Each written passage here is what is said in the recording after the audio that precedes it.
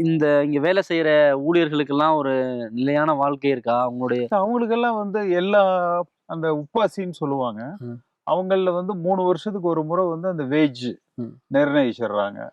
இப்ப இங்க வந்து ரூ. 485 குடுக்குறாங்க ம். ஒரு நாளைக்கு. ஒரு நாளைக்கு. தின கூலி. அது போக ப்ராவிடென்ட் ஃபண்டு. அப்புறம் சொந்தமா இந்த அவங்க குடியிருக்கிறதுக்கு வீடு ஃப்ரீ. Electricity free. ஒரு வருஷத்துல 20 நாள் பெய்டு லீவ்.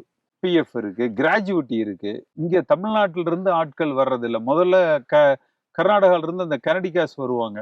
இப்ப அதுவும் இல்ல. ம். இப்ப பெரும்பாலும் வந்து பீகார், ஜார்க்கண்ட். பீகார் ஆட்கள் தான் இங்க வர்றாங்க இப்போ. ஆமா. ஜார்க்கண்ட் அந்த நார்த் மாதிரி இந்தியன்ஸ் ஆட்கள் தான் வந்து இங்க வர்றாங்க. டீ எஸ்டேட் ஃபுல்லாவே நார்த் இந்தியன்ஸ் வந்துட்டாங்க. இப்ப எல்லாம் வந்துகிட்டு இருக்காங்க. எல்லா லேபர் இதுலயும் வந்துட்டு இருக்காங்க. ஏன்னா தமிழ்நாடு வந்து உங்களுக்கு கல்வியில முன்னேறி இருக்குது. இங்க இருக்கிறவங்க படிச்சு ஐடி ஃபீல்டுக்கு போயிடுறாங்க. கிராமத்தில் இருக்கிறவங்க குறைஞ்சபட்சம் சென்னை, கோயம்புத்தூர் நகரத்துக்கு வந்துடுறாங்க. இன்னும் கொஞ்சம் இதா இருக்கிறவங்க நிறைய அமெரிக்கா, வெளிநாடுகளுக்கு போயிடுறாங்க. பீகார், ஜார்க்கண்ட்ல இருக்கிறவங்க இங்க வர்றாங்க. வேலைக்கு. ஆமா, வேலைக்கு வந்து வர்றாங்க. அப்ப அது திராவிட இயக்கங்களுடைய வெற்றின்னு சொல்லணும்.